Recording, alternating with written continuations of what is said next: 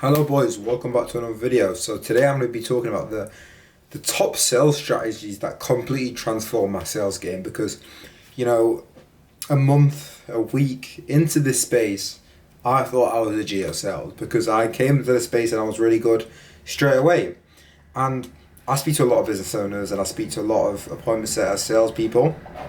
And I think a common thing is with salespeople, we all think we're the best.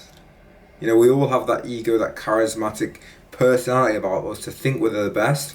And sometimes you've got to take a step back and be like, you know what, these are the things I can actually improve on, because it's always, with sales, I learn something every single day. Whether it's from someone that's new to sales, someone that's been in sales for ages, just a different set of ears, eyes, opinions helps so much. So I'm going to tell you what transformed me from being, a good salesman to a great salesman, because, don't get me wrong, before I implemented a lot of these things, I was a good salesman, So like take closing, for example, when I started closing, I wasn't great, but within my first couple of weeks, I was quite good. I'm not going to lie. I was closing a lot. I had a decent close rate. But when I did these couple of things, it completely changed the game, right? And the first thing I'm going to talk about is just reviewing. Just sitting back and reviewing whether it's your sales calls, whether it's your cold calls, whether it's your DM setting, whatever it is, it's just doing self-analysis, right?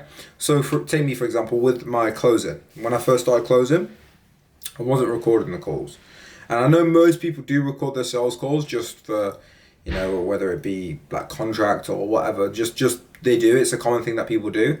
But I don't think many people actually review their sales calls. Like actually do it yourself. You might have a mentor reviewing your sales calls, but I think it's super important for you personally to sit down and review your own sales calls, because you'll understand things you do, common habits that you do that, negatively impact the body posture or the body language of the person that you're trying to close, or positively impact on the flip side of things. These things don't all have to be negative, but these things that you're analyzing yourself, it's almost more beneficial than your mentor doing it, because your mentor can tell you to do something, you'll listen to them, you'll implement it, great. But if you can see it yourself, subconsciously, I think you're going to want to do it more because you've gone through that. And I think you don't trust anyone more than yourself. So if you can acknowledge yourself that that's something that you need to do, then I think there's only a benefit in that. So reviewing your sales goals, and the same goes for setting. With setting, I would have other people look at my setting and pick it apart. Great. But again, doing that self-analysis. So looking at your DMs and be like, oh, well, I could have done better here. Or this is an objection I'm facing commonly, and I don't know how to face it. What I'm going to do to do this. And even if it's just getting key things to ask other people, I think it's super important, right? So self-analysis is number one, and I think the number one most important thing out of anything I say on this list, if you take in one thing, is just, at least do some self-analysis, whether it be calls, whatever, right? Number two, I think, is getting super autistic about tracking. So tracking your data. So, it kind of goes hand in hand with self-analysis. But for example, like with setting, with our CRM, we have each stage. So we have, an inbound lead, then we have when the VSL send, the candidly send, booked, call, close. So I've got the data to know that, maybe at the VSL stage, a lot of people are not going to the next stage. A lot of people, after they watch the VSL, they're not replying. They're not getting a call booked. So I know there's something wrong with the VSL, or the point where I've sent the VSL where they might not be watching it, or something is wrong in that part of my appointment setting journey. So I need to go in and analyze and see what I can do to better that part of the process, because it's all good knowing these things, but if you're not actually acting on it, it's irrelevant to know these things, right? So when I see get autistic tracking, I mean every single DM you send, every single, call you make, everything, you need to track it. One guy that I see, I was actually, when I walk past now, obviously I'm super addicted to sales now. So when I was walking through town in Manchester the other day, there was people doing cold approaches for leaflets, and every time they'd go up to the person and they didn't reply, they'd make a tally. And that's just something where they know exactly how many numbers that they've reached out to and not replied, and they'll know how many conversations they've had, how many people they've brought back to the board. So these different stages in the sales process are super important. And just because where sending messages and it seems easy, seems quick, doesn't mean that, you know, the output of the work is going to outperform the numbers, because the numbers never lie. So that's the most important, well, not the most important thing, but it's something that's really important as well, in the sense of making sure you have the key notes in terms of this part of the sales process is bad, this part of the sales process is good, what can I do to change this part, right? Number two is asking questions. Number three is asking questions. So asking questions to your mentor if you have one, asking questions to other people in your sales community. So whether this be you're in a sales job in your office and you're asking questions and asking what's working for these guys this week, or if you have a mentor, even better, asking your mentor questions. Because I found, being a coach myself, the people that get the best results is the people that ask the most questions. And that's one thing you simply can't teach. You can't teach how to ask good questions, you know, it's something that you have to just do. So that's one thing I find really difficult, to try and get someone to teach, to ask questions, because me personally, right, I don't know about any of you boys, but I always think I'm very good at things. You know, I always think I'm, you know, the best at everything I do. Well, I try to be the best at everything I do, and I've got full confidence that if I put my mind something to it, I'm going to be one of the best, right? So asking questions for me doesn't really come too naturally, because I like to just fight things on my own and get good at things, right? That's just me, right? So, but I think in sales it's so important to hear other people's thoughts. It's so important, because with sales it's so speculative. There's so many different viewpoints. You know, there is things that do and don't work for sure. You can see that with the numbers like I was talking about earlier. But again, there's things that, you know, if you just said that instead of that, it might work a little bit better. And just hearing these other things, you know, these constant flow of things running through your mind, even if you don't take what he said on board, it opens up a little thought where it's like, oh, maybe I tried that instead of that. So just having these constant flow, these sales conversations. So if you want to really, really excel at sales, when you're talking to your friends, when you're talking to the people at work, don't talk to them about what you're having for lunch. Talk about sales. That's how you're going to get better at sales, by just being obsessed with sales, watching YouTube videos of sales, watching these guys on Instagram about sales. And you guys are doing that now, because obviously I'm a sales, so you're obviously really trying to better your sales skills. So make sure you're doing everything in your ability to do that, taking all the information you can. And that's why we have a free school community, you know, where people can just connect and talk about sales, put their messages in there, people can give opinions, and we try and give as much value in there as possible, because I know for everyone, getting a mentor right now is not the thing that they want to do. So being in a free community can be super beneficial for you, right?